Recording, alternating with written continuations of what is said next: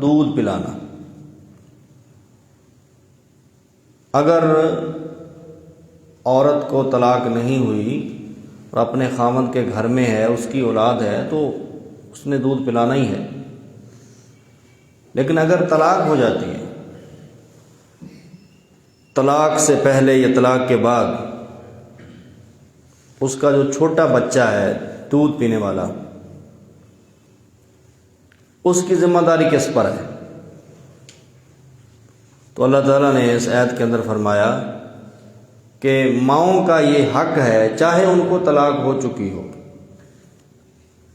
لیکن جو بچہ ہے نا، چونکہ وہ چھوٹا ہے، ماں کا دودھ پیتا ہے، تو اس کو ماں دودھ پلائے 2 سال تک، یہ اس پر حق ہے. حولین کاملین، مکمل 2 سال، یہ مدت رضاعت ہے. مدت رضاعت کا معنی دودھ پلانے کا عرصہ، وہ کتنا ہے؟ 2 سال. لمن اراد ان یتم الرضاعہ، اس کے لیے جو چاہے کہ وہ مدت رضاعت پوری کرے.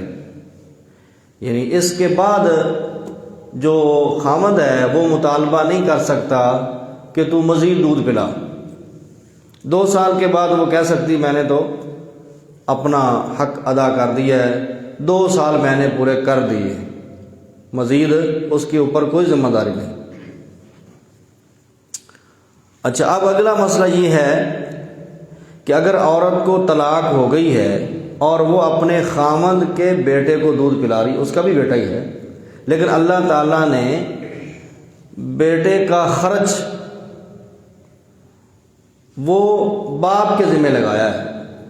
حالانکہ وہ بھی ماں ہی ہے، لیکن ماں جو ہے وہ حق رکھتی ہے کہ وہ اپنے سابقہ خامن سے اپنے بیٹے کا خرچ مانگے، اور خامن کا حق ہے کہ اس کو وہ دے. اللہ تعالیٰ نے فرما دیا ہے وَعَلَى الْمَوْلُودِ لَهُ، اور اوپر باپ کے. مولود لہو کا معنی باپ، مولود کا لفظی معنی تو یہ بنتا ہے بچہ. مولود جو پیدا کیا گیا ہے، لہو جس کے لیے پیدا کیا گیا ہے، یعنی کون ہے وہ؟ باپ. اور باپ کے ذمے ہے وَعَلَى الْمَوْلُودِ لَهُ، اور باپ کے ذمے ہے رزقہن، ان کا رزق، خوراک، وَكِسْوَتُهُنَّ، اور ان کا لباس، بالمعروف، معروف طریقے کے ساتھ. یعنی مدت رضاعت میں جتنا عرصہ دودھ بچہ پیے گا اپنی والدہ کا، اتنے عرصے تک جو باپ ہے اس کے ذمے ہے کہ وہ اس عورت کو خوراک بھی مہیا کرے اور لباس بھی مہیا کرے. لا تکلف نفس الا وسعها، نہیں تکلیف دی جاتی کسی بھی جان کو مگر اس کی طاقت کے مطابق. بالمعروف، یہ بھی وہی بات ہے، لیکن مزید آگے اللہ تعالیٰ نے وضاحت کر دی ہے کہ اب عورت جو ہے وہ زیادہ مطالبہ نہ کرے، جتنی باپ کی حیثیت ہے اس کے مطابق وہ خرچ مانگے. کیونکہ فرق ہے، ہر بندے کی جو آمدن ہے وہ ایک جیسی تو نہیں. کئی لاکھوں کما رہے ہیں، کئی کروڑوں کما رہے ہیں، کئی ہزار کما رہے ہیں، تو سب جو ہیں وہ ایک جیسا تو خرچ نہیں دے سکتے. تو اس لیے اللہ تعالیٰ نے فرمایا کہ عورت بھی بندے کی حیثیت کے مطابق خرچے کا مطالبہ کرے. لا تضار والدتم بولدہا، نہ تکلیف دی جائے والدہ کو اس کے بیٹے کی وجہ سے، ولا مولود لہ، اور نہ تکلیف دی جائے باپ کو بولدہ، اس کے بیٹے کی وجہ سے. اب یہاں پھر اللہ تعالیٰ نے دونوں کو ڈرنے کا حکم دیا ہے کہ والدہ کو بیٹے کی وجہ سے بھی تکلیف نہ پہنچائی جائے. یعنی بچہ چھوٹا ہے، ماں اپنے پاس رکھنا چاہتی ہے، تو باپ جو ہے وہ زبردستی چھین لے چھوٹے بچے کو. ماں جو ہے وہ پریشان ہو، اس سے اس کو تکلیف ہوگی. اور ولا مولود اللہ بولدہ، اور باپ کو بھی بچے کی وجہ سے تکلیف نہ دی جائے کہ ماں کہے کہ میں نے تو رکھنا ہی نہیں، اسی وقت ہی فارغ کر دے. اب باپ جو ہے وہ چھوٹے بچے کی پرورش کس طرح کر سکتا ہے؟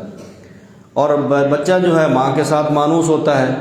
جو خیال، تربیت، حفاظت ایک حقیقی ماں کر سکتی ہے اپنی اولاد کی، وہ دوسری تو کوئی نہیں کر سکتی. تو اللہ تعالیٰ نے یہاں باپ کو بھی اور ماں کو دونوں کو سمجھایا ہے کہ وہ سمجھوتا رکھیں اور ایک دوسرے کو نقصان نہ پہنچائیں، پریشان نہ کریں. جو ذمہ داری والد کی ہے وہ ادا کرے اور جو ذمہ داری ماں کی ہے وہ ادا کرے. وَعَلَى الْوَارِثِ مِثْلُ ذَلِكَ، اور وارث کے ذمے ہے اس کی مثل. یعنی اگر باپ فوت ہو جاتا ہے تو بچہ چھوٹا ہے، ماں کے پاس ہے، تو پھر اس کو خرچہ کون دے گا؟ جو فوت ہو گیا نا باپ، اس کے جو وارث ہیں وہ اس کو خرچ دیں گے. یہ ان کی ذمہ داری ہے. یہ اللہ تعالیٰ نے مسئلہ یہاں بتا دیا. یہ نہیں کہ وہ کہیں کہ جس کا بیٹا تھا وہ تو فوت ہو گیا، اب ہم کچھ بھی نہیں دیتے، کیونکہ وراثت چھوڑ گیا نا. یا وراثت نہ بھی چھوڑی ہو لیکن اس کے بھائی ہیں یا اس کا باپ ہے، باقی رشتہ دار ہیں، ان کی ذمہ داری ہے کہ وہ اس کو خرچ دے دیں، اس کے بیٹے کا، جو چھوٹا بیٹا ہے، جو ماں اس کو دودھ پلا رہی ہے، اس کا خیال کر رہی ہے.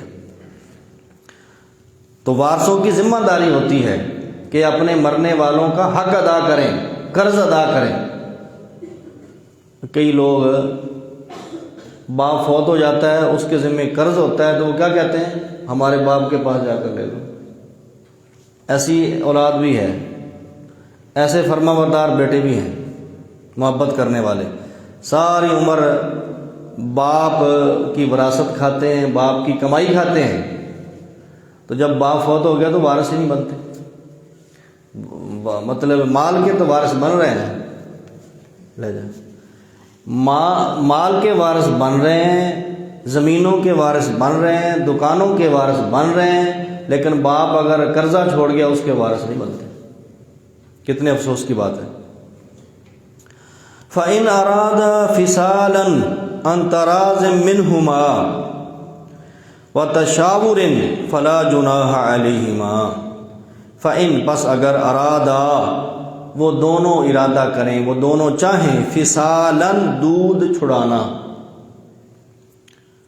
عَنْ تَرَاضٍ مِّنْهُمَا، دونوں اپنی رضامندی سے، کہ دونوں کا آپس میں یہ مشورہ ہو گیا ہے کہ 2 سال سے پہلے ہی ہم دودھ چھڑا لیتے ہیں، اور باپ نے کوئی اس کا بندوبست کر لیا ہے، تو ٹھیک ہے، کوئی بات نہیں. اگر وہ راضی ہے، وہ اس پر خوش ہے، اس کو کوئی مشکل پیش نہیں آ رہی، تو دودھ 2 سال سے پہلے بھی ماں چھڑا سکتی ہے.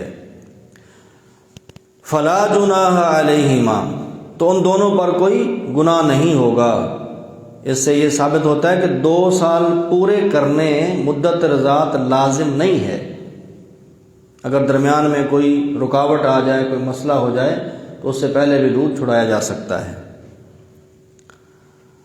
وَإِنْ أَرَدْتُمْ أَن تَسْتَرْضِعُوا، اور اگر تم یہ چاہو کہ تم دودھ پلواؤ اولادکم، اپنی اولاد کو دودھ پلاؤ، یعنی کسی اور عورت کا کوئی بھی رکاوٹ ہو سکتی ہے. بعض دفعہ عورت بیمار ہو جاتی ہے یا اس کا دودھ آتا ہی نہیں ہے، بعض دفعہ ایسا بھی ہو جاتا ہے، یا اس کا دودھ اس کے لیے مضر ثابت ہو سکتا ہے.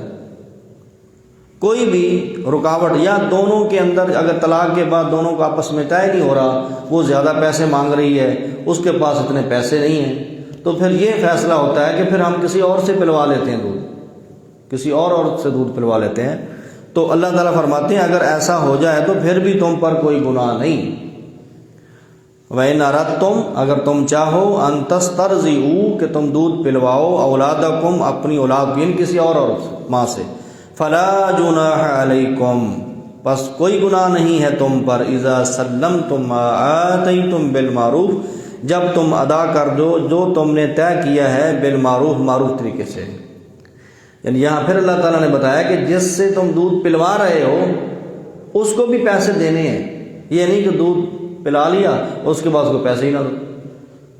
جو اس سے طے ہو گیا ہے کہ آپ کو ہم اتنا کچھ دیں گے، اتنے پیسے دیں گے، وہ پیسے تم نے دینے ہیں، تو پھر تم پر کوئی گناہ نہیں، چاہے کسی اور عورت سے دودھ پلوا لو۔ واتقوا اللہ، اور تم اللہ تعالیٰ سے ڈر جاؤ۔ اب یہاں جو کہا گیا کہ واتقوا اللہ، اللہ سے ڈر جاؤ، اس کا مقصد کیا ہے؟ پیچھے جو مسئلے بیان ہو رہے ہیں نا ان کو مان لو، جو اللہ تعالیٰ کا حکم ہے اس کو تسلیم کرو۔